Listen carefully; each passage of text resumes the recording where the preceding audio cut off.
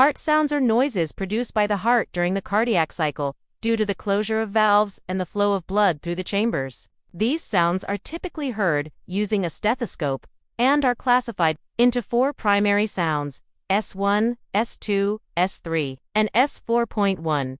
S1.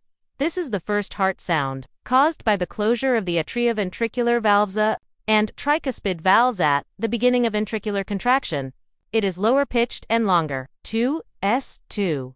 The second heart sound occurs due to the closure of the semilunar valves, the aortic and pulmonary valves at the start of ventricular relaxation. It is shorter and higher pitched than S1.3, S3.